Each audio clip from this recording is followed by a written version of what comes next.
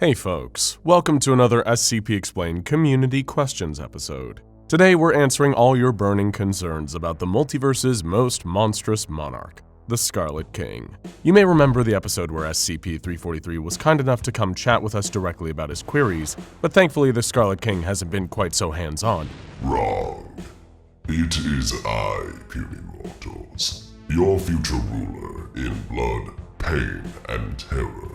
The Howling Horror, the Crimson Khan, the Scarlet King himself. Before I tear down the walls of your universe and destroy every last one of you, I will first take the time to address your idiotic questions so that your hope may be thoroughly crushed before I crush your world to mash. The small-minded Pandawa said, "Question. Even though you have taken out literally gods from your universe and you ruled some of them, how do you feel to know that you have new gods to pray and possibly worry about in the SCP Foundation?" Do you think your worthless gods hold any surprises for me? I was slaughtering gods by the millions before your universe's inception. By the time your worthless forebears were slithering from the primordial soup, I had conquered and subjugated greater pantheons of outer gods than your minds can even conceive. The Scarlet King worries about nothing. The worthless Ricardo Anguiano said, "Question. What do you think about the other anomalous GOI, such as the Serpent's Hand or the Chaos Insurgency? What does the book think of ants it's crushing? Those pathetic bookworms are acolytes of knowledge that will become meaningless under my rule. I will incinerate the library and toast skewered serpents on its heat. And this so-called Chaos Insurgency, don't make me laugh. They wouldn't know true chaos if it tore their world asunder beneath them." The feeble T-Blaster said, "Ah yes, Mr. King, is it? Scarlet King to you. I have but a simple question. What other SCPs do you enjoy? And if you had to name another SCP as a close friend, who or what would that be?" Enjoy? The only things I enjoy are pain, suffering, subjugation, and desolation. I suppose the ones I despise the least comparatively are those that seek to further my own goals of returning the universe back to its true state of primal violence. I'll destroy them last. The Quivering Jet Ender said, "I would keep it simple but useful. Can 682 be destroyed permanently? Not necessarily any information about how, just getting the answer directly from 682's supposed father, of whether it's even worth the trouble to keep trying to terminate that dang lizard. The only thing that can destroy anything and everything is me. No exceptions. But I wouldn't destroy Atante Kilpeño until he has outlived his usefulness. Everything will end, but it will only end when I see fit. Speaking of which, the inadequate Eris Skyla said, "Question. If you hate all of existence so much, why not get rid of your children? Like, they're technically part of existence, so how come you hate existence but make existence your children?" I don't like repeating myself, human. As I said before, everything has its time. For the time being, my daughters are still of use to me. I will not destroy them until they have played their part in my Crimson Crusade. Next question. The unspeakably weak Ross Albatross said, "I'd present them with a query. Have you ever considered wearing something other than red?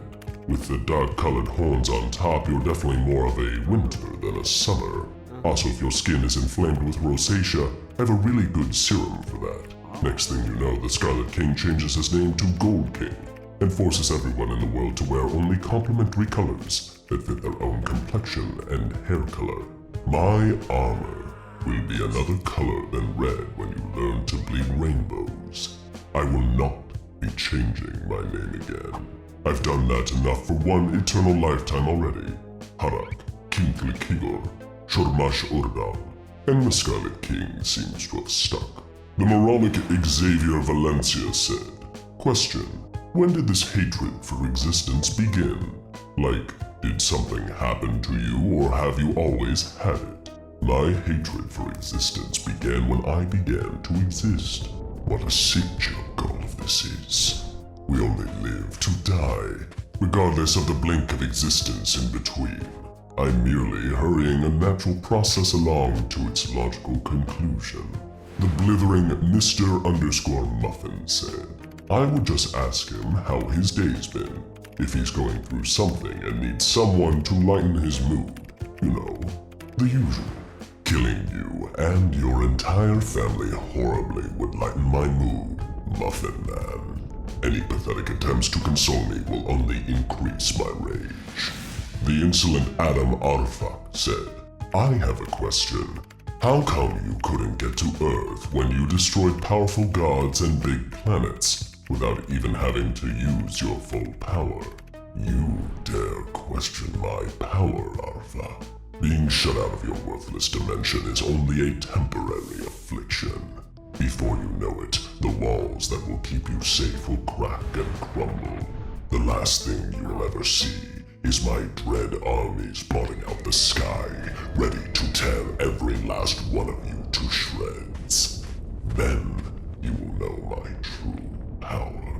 A buffoon known as The Sauce, who names themselves The Sauce, said, I would simply ask him the question everyone has on their mind. How much wood would a woodchuck chuck if a woodchuck could chuck wood? And I await his answer. That was a terrible question, and I hate you. When a scarlet sun rises over your world, I will ensure that your death is especially painful for this, especially given how stupid your name is. An insect named Denzel Brown said, the first question you usually have to ask a being like this is, in your rampage across the multiverse, have you ever encountered another version of yourself, or one comparable in terms of power or presence? If so, what happened? Can more than one version of you exist in the same space? There is only one Scarlet King. I am an immutable being, a fixed point. I have never had an equal in all the desolate planes of the universes I've rendered into atomic fragments. This is my power. This is my unity. I will bring the multiverse together in the quiet rift of oblivion. Next question. A worm named Rifts said, I would ask him, who do you consider the greatest threat to your goal? There are no threats to my goal, only bumps in the road. There is no threat. There is nothing that will stop me from fulfilling my destiny. Hey, get out of here. Next question. Next question! The misguided Archbishop said, question, have you ever faced a foe that's given you a good challenge? If so, how did you manage to beat them? Many of the gods I once faced when I was a weaker being gave me the closest battles I've had in trillions of years. Thankfully, after defeating them, I feasted on their flesh, making me even stronger. A weakling named Night Fiend said, question, do you meet with Bright for poker every Tuesday or Wednesday? Cause let's face it, dude has to be one of your best friends, or your worst enemies. You are a fool to think a mere human could ever be on my level, with or without some garish piece of magical jewelry. In his last moments, this Dr. Bright will thank me as I rip that medallion from his stolen neck and crush it in my fist. A peasant named Static Production said, I will ask him, what does he gain out of destroying the Earth? Is it really his goal, or is he trying to impress someone? I would also ask, does he like pineapple on pizza? I will gain peace, silence, blessed emptiness. In the destruction of all things, I will look across a quiet multiverse and breathe a sigh of immense relief. And my favorite pizza topping is Fallen Warriors, sliced very thin.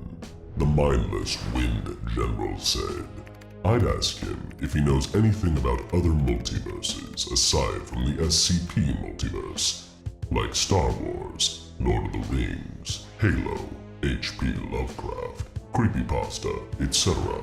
If he does, what does he know about them? I have been there and destroyed them all already. Darth Vader I felled in a single blow as he begged for mercy. Gandalf I burned until not even ashes remained. The so-called Master Chief I cast into an endless black hole. Azathoth was torn apart by my minions. I personally killed Jeff the Killer. You will be next, Earthling. You will be next. Supreme Spider, who are we kidding here? Only I am truly supreme, said.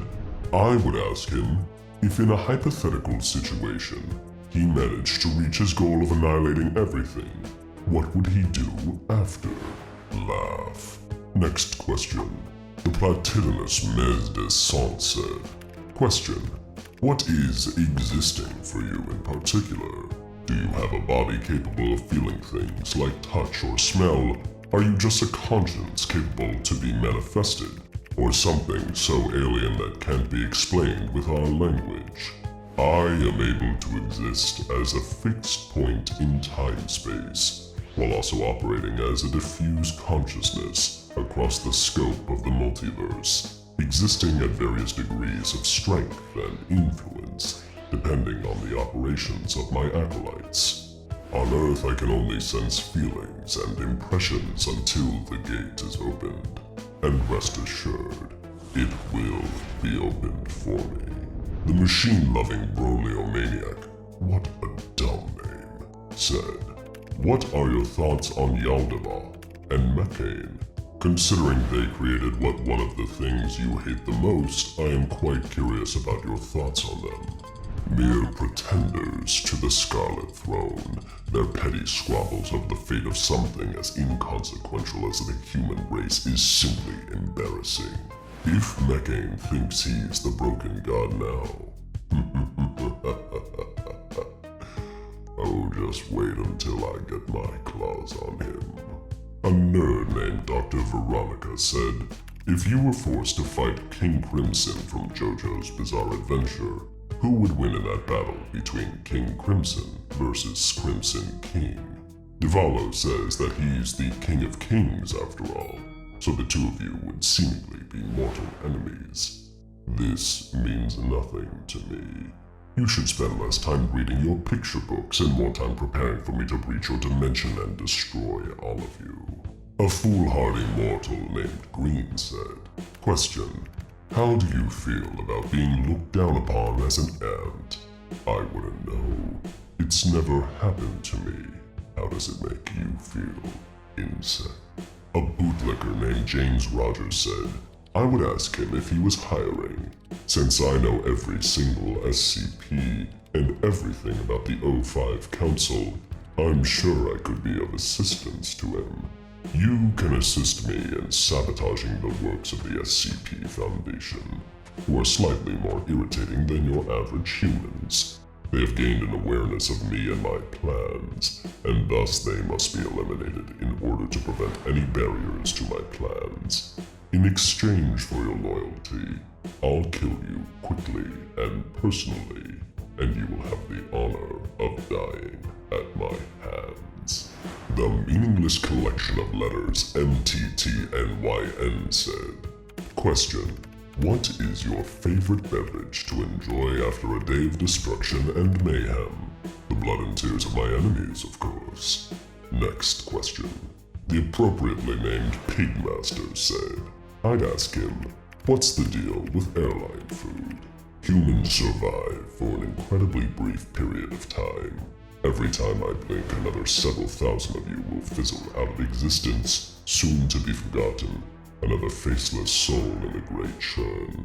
None of you will live long enough to have any meaningful impact on your world, other than sucking up resources and creating a mess. In your final years, unless you die young or violently, you will feel your body and mind starting to fail. Little by little, your faculties will leave you. You will break down. You will exit this world just as afraid and feeble and infantile as you entered it, and after it, an eternity of nothing awaits. So you distract yourself from this immutable and inevitable reality by instead focusing on details as trivial as the poor taste of food on airplanes. The gutless Jason Gutman said, I would ask him if he reads high fantasy and science fiction to get inspiration for his conquests. No, authors of your feeble fiction get faint impressions of my dark conquests in the forms of nightmares they cannot understand or shake. When they awaken, they bake these impressions into their work in hopes of exorcising them. So your high fantasy and science fiction get their inspiration from me, not the other way around. The blabbering Olivia Nealer said, Dear Scarlet King, have you ever considered taking a break from planning the end of all living beings to try and engage in some artistic recreational activities? There's coloring in, painting, pitching a play, creating sculptures, building Lego, and creating film media. If you ever consider doing one of these activities, which would you do? Olivia, you misunderstand me. I already have a number of creative pursuits. I create fear in my countless victims. I assemble armies from the rabbles of sadistic demons and incomprehensible entities. I create dark schemes for the conquest of the multiverse, each with intricate and masterful details. And if destruction is also a form of creation, then nobody is more creative than me. The disgustingly dull April Morning said, I've thought long and hard about this, and what I'd like to ask is as follows. What kind of feline companion does one have? Knowing that all cats are basically bent on world domination, it behooves oneself to align with said company. I have no feline companions, and when I enter your universe, I will destroy you and your cat. Next question. The Gormless Difference YT said, Question. How often do you wash your body? I wash my body in the blood of my enemies every time I battle, which is extremely often. The grossly sentimental Joe Garcia said, My question would be, are you bored? Lonely? Wanna chat? I can never feel bored when crushing my enemies, seeing them driven before me, hearing the lamentations of their women, and then crushing their women too. Being lonely, on the other hand, is my intention. I despise having to spend time around any other living beings. And no, I don't want to chat. Platypus King said, Do you like platypuses? All you have ever known will burn, Platypus King. The perverse coffee addict said, My burning question would have to be, are you single, winky face? No, I did have a wife once, but I crushed her to death and used her blood to paint my armor. Since then I've taken my 7 daughters as my brides. TLC has been in touch about licensing a reality show, but I destroyed every representative they have sent into my kingdom. The sniveling Emerald Inferno Zero said, I would ask him if there was a possibility to turn me into basically a less powerful, but still pretty powerful version of him. I can turn you into a steaming pile of ash. That's my best offer. Crimson Gorgutter, I quite like that name, said, I would ask him why he thinks destroying the multiverse would stop the pain he has suffered, because if he does, he will be completely and truly alone forever, suffering the isolation for all of eternity. And that is exactly how I like it. When I've destroyed everything else, in destroying myself, the universe will then finally be silent. But worry not, there will be plenty of time for violence, howling, and bloody conquest before then. The hopelessly naive Mass TV said, Has he ever considered becoming a superhero? Put on a cape or cowl, save people from a few natural disasters, and get the love and admiration of an entire world. I have no interest in saving people. I don't want their love and admiration. I want their fear, their screams, their blood. No hero will save them. The defeatist Vixen Lady said, I tell him that destroying all human life is the right thing to do. I'm glad to hear you approve of my mission. As a treat, I'll destroy you first when I get into your dimension. The Scarlet Sayer said, I'd ask him, what are your thoughts on anime waifus? Do demonic beings appeal to you? Or are we nothing more than gross gnats trying to present ourselves as we were one like you? You should feel deeply embarrassed for even asking this, Scarlet Sayer. Also change your name. If you infringe on me anymore, you'll hear from my bloodthirsty interdimensional lawyers. And if you think I'm cruel, you have no idea what they'll do to you. Lonely Guy said, have you ever considered anger management classes? I did join an anger management group once, but I had them all liquidated for being insolent in the end. The truly infuriating Johnny the Gamer said, my question is simple. Why destroy existence and conquer gods when you could just binge every conceivable TV show or anime ever?